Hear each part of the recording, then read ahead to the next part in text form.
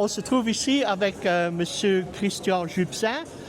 C'est un des auteurs, on dirait, de cette presque Ferrari, une AVD Revival. Et il va nous raconter d'abord l'idée, le concept, et puis nous donner quelques détails.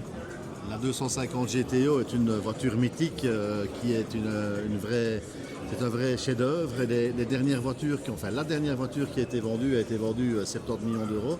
Donc c'est très difficile d'en acquérir une, évidemment, et c'est très cher de les faire rouler sur la route. Donc l'idée est venue de faire une très belle réplique en partant d'une 330 Ferrari. Donc c'est un moteur Ferrari qui est le même que la 250 GTO de l'époque, avec la boîte de vitesse qui est la même que l'époque, le pont, donc toute la mécanique est Ferrari, et on a construit autour une réplique de cette 250 GTO. Ouais. Déjà, la réplique, elle est excellemment belle, etc. Quel matériel vous utilisez pour la carrosserie? On utilise de la tôle qui a été martelée, qui a été travaillée pour en faire une voiture comme vous la voyez ici. Oui, oui. Donc ça, c'est du vrai travail manuel. C'est 100% travail manuel.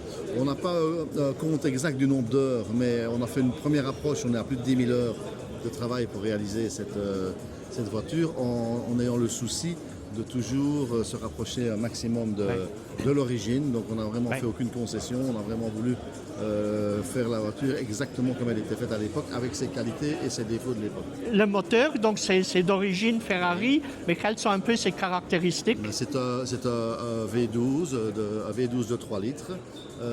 Sur la 330, il y a 6 carbus. Sur la 250 GTO, il y a 12 carbus. On a refait les carbus.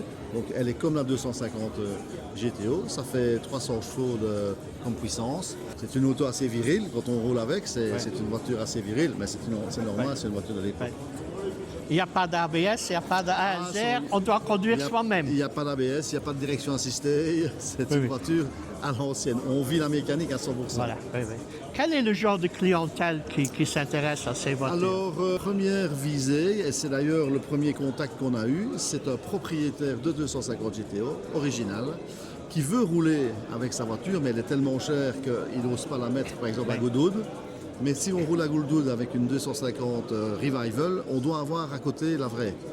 Donc on est en contact avec un acheteur qui veut acheter pour faire des événements et rouler avec cette voiture. Donc c'est une version routière celle-ci, mais on va faire une version circuit également, parce qu'il y a eu une trentaine de 250 GTO produites durant toute son histoire, mais il n'y en a aucune la même. C'est resté même au niveau de chez Ferrari.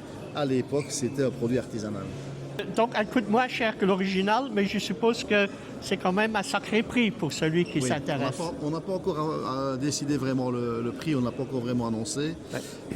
On sera à Rétromobile à Paris fin janvier pour la présenter, et là, on va vraiment annoncer le prix de vente de ce bijou. Parce que c'est vraiment un bijou. Oui. À 10 000 heures pour la production, je suppose qu'il ne va pas en sortir beaucoup par année non plus. On va en faire. Donc le projet, c'est d'en faire 10. La deuxième est déjà en construction. On peut compter qu'on va en sortir une par an. Voilà, ok. On vous souhaite en tout cas beaucoup de succès avec cette voiture. Merci à et vous. Aussi aux futurs propriétaires. Merci beaucoup.